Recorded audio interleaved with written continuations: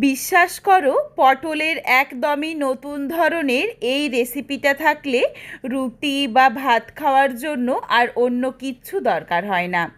এই রান্নাটা আমি যেমন কুমড়ো দিয়ে করছি, তোমরা চাইলে কিন্তু কুমড়োর পরিবর্তে আলু পটল দিয়েও বানাতে পারো, কোনো অসুবিধে নেই। তবে একবার হলেও এই পদ্ধতিতে আর আমি যা যা মশলা এতে ব্যবহার করব ঠিক একই রকম মশলা দিয়ে এই রান্নাটা করে দেখো। তারপর আমায় কমেন্ট করে জানিও যে রেসিপিটা তোমাদের কেমন লাগলো। নমস্কার বন্ধুরা, শুভমিতা ব্লগে সবাইকে স্বাগত জানাই। তাহলে চলো আজকে রেসিপি দেখে নেওয়া যাক। তবে কেউ স্কিপ করো না, স্কিপ করলে আমি কি পদ্ধতিতে রান্নাটা করলাম বা কখন কোন মশলার কিভাবে কতটা পরিমাণে ব্যবহার করলাম সেটা তোমরা মিস করে যাবে, তখন হয়তো খেতে এতটা ভালো হবে না।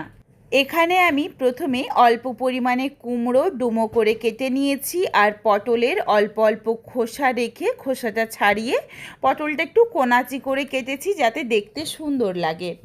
কড়াইয়ের মধ্যে প্রথমেই আগে অল্প পরিমাণে সর্ষের তেল গরম করে নিলাম।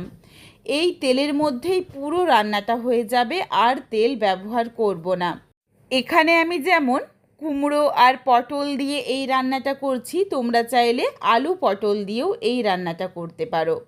তেল গরম হয়ে যাওয়ার পর ফোড়নে দিয়েছি তেজপাতা আর সামান্য একটু গোটা জিরে। ফোড়নটা ভাজা হয়ে গেলেই দিয়ে দিলাম কেটে রাখা কুমড়ো আর পটল। কুমড়ো আর পটল এই দুটো সবজি প্রায় একই রকম সময় লাগে ভাজতে বা সেদ্ধ হতে, এই জন্য এখানে আর আলাদা করে কুমড়ো বা পটল ভেজে নেওয়ার দরকার নেই। তবে তোমরা যদি এখানে কুমড়োর পরিবর্তে আলু ব্যবহার করো তাহলে কিন্তু অবশ্যই প্রথমে আগে অল্প করে একটু আলুটাকে হালকা করে ভেজে নিও, তারপর পটল দিও। তার কারণ আলুটা কিন্তু একটু শক্ত সবজি, পটলের থেকে সেদ্ধ হতে একটু সময় লাগে। পটল আর কুমড়ো গ্যাসের ফ্লেম মিডিয়াম টু হাইতে করে বেশ দেখো একটু হালকা লাল করে ভেজে নিয়েছি। লবণ ছাড়া ভেজে নিয়েছি, লবণ কিন্তু প্রথমে দেওয়া যাবে না। লবণ দিয়ে দিলেই কুমড়ো বা পটল এগুলো একদম গলে যাবে। রান্নাটা এমনভাবে করব যাতে পটল বা কুমড়ো সব কিছু সবজি গোটা গোটা থাকে। তারপর এর সাথে দিয়ে দিয়েছি স্বাদ অনুযায়ী লবণ আর একটা মাঝারি সাইজের টমেটো কুচি।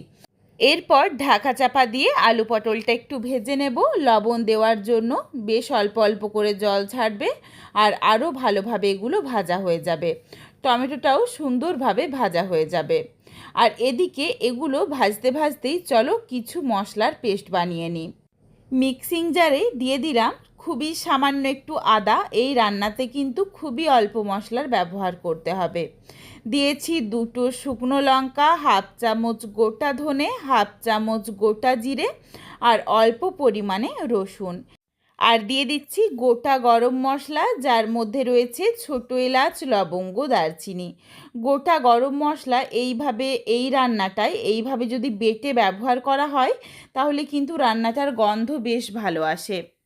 গোটা গরম মশলার সাথে দিয়ে দিয়েছি দুটো গোলমরিচ। সমস্ত কিছু দিয়ে সামান্য একটু জল দিয়ে একদম মিহি করে পেস্ট করে রাখলাম মশলাটা, যাতে কোনো রকম দানা ভাব না থাকে।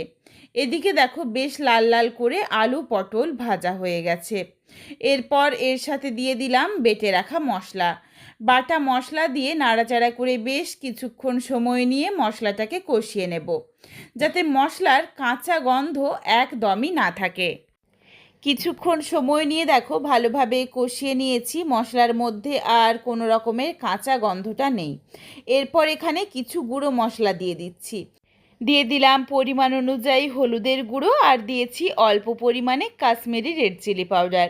এটা দিলাম কালারের জন্য, তবে এটা সম্পূর্ণ অপশনাল, তোমরা চাইলে দিতে পারো, না চাইলে বাদ দিতে পারো। গুঁড়ো মশলাটা দিয়ে নাড়াচাড়া করে মিশিয়ে নিয়েই দিয়ে দিলাম মাঝারি সাইজের একটা পেঁয়াজ কুচি। এই রান্নাতে কিন্তু এটাই হলো টুইস্ট।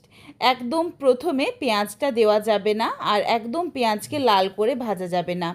খুবই অল্প পরিমাণে পেঁয়াজ ভাজতে হবে, আর ঠিক এই সময় দিতে হবে যখন মশলা ভালোভাবে কষানো হয়ে যাবে। তারপর এই পেঁয়াজ কুচি দিয়ে নাড়াচাড়া করে বেশ কিছুক্ষণ সময় নিয়ে মশলার সাথে পেঁয়াজটাকে হালকা করে একটু কষিয়ে নেব, যাতে পেঁয়াজগুলো ঠিক এই রকমই গোটা গোটা থাকে, তাহলেই কিন্তু এই রান্নাটা খেতে বেশি ভালো লাগবে। কিছুক্ষণ সময় নিয়ে দেখো বেশ ভালোভাবে সমস্ত কিছুকে কষিয়ে নিয়েছি। তারপরে দিয়ে দিলাম খুবই সামান্য একটু চিনি, যাতে টেস্টটা ব্যালেন্স হয়ে যায়, তার কারণ এখানে টমেটোর ব্যবহার করেছি। আর এই কুমড়োটা কিন্তু খুব বেশি মিষ্টি নেই, এর জন্য অল্প একটু মিষ্টি দিতে হলো। তবে চিনিটা কিন্তু সম্পূর্ণ অপশনাল, তোমরা চাইলে দিতে পারো, না চাইলে বাদ দিতে পারো। তারপরে দিয়ে দিলাম ঝোলের পরিমাণ অনুযায়ী বেশ কিছুটা পরিমাণে জল। এখানে তোমরা যেমন ঝোল বা গামাখো বা শুকনো শুকনো করেও রান্নাটা করতে পারো, কোনো অসুবিধে নেই। তোমাদের পছন্দ মতো করে কিন্তু তোমরা বানিয়ে নিও আর সেই অনুযায়ী জলটা দিয়ে দিও।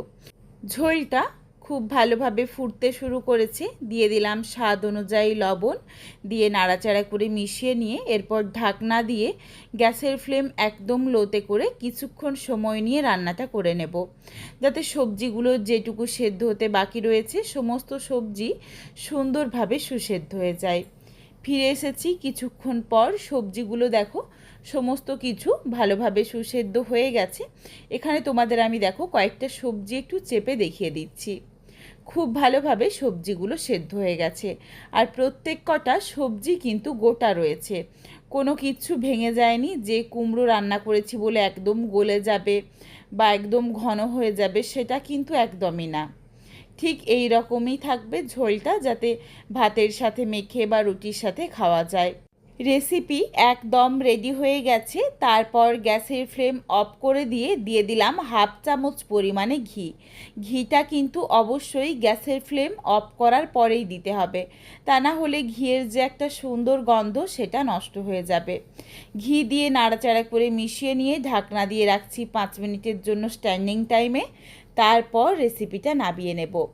বন্ধুরা, অনেকভাবে তো তোমরা পটল রান্না করেছো, তবে তোমাদের কাছে আমার অনুরোধ রইল একবার হলেও এইভাবে রান্না করে দেখো। স্বাদে গন্ধে ভরপুর, বেশ ভালো লাগে ভাত বা রুটি পরোটার সাথে। তবে রেসিপিটা বাড়িতে বানিয়ে আমায় কমেন্ট করে জানাতে ভুলো না রেসিপিটা তোমাদের কেমন লাগলো। এই রেসিপিটা তোমাদের যদি ভালো লাগে তাহলে লাইক করো, শেয়ার করে বন্ধুদের দেখার সুযোগ করে দিও। তোমরা যদি আরও এই ধরনের নিত্য নতুন ঘরোয়া রেসিপি দেখতে চাও তাহলে অবশ্যই আমার চ্যানেলটিকে সাবস্ক্রাইব করে পাশে থাকা বেলটি অন করে অল নোটিফিকেশন অন করে দিও, যাতে আমার প্রত্যেকটা রেসিপির নোটিফিকেশান সবার প্রথমে তোমাদের কাছে পৌঁছে যায়। আবারও খুব তাড়াতাড়ি দেখা হচ্ছে নতুন কোনো এক ঘরোয়া রেসিপি নিয়ে। পরবর্তী রেসিপি দেখার আমন্ত্রণ রইল। পুরো ভিডিওটা দেখার জন্য অসংখ্য ধন্যবাদ। তাহলে আজকে আসি, সবাই ভালো থেকো, সুস্থ থেকো।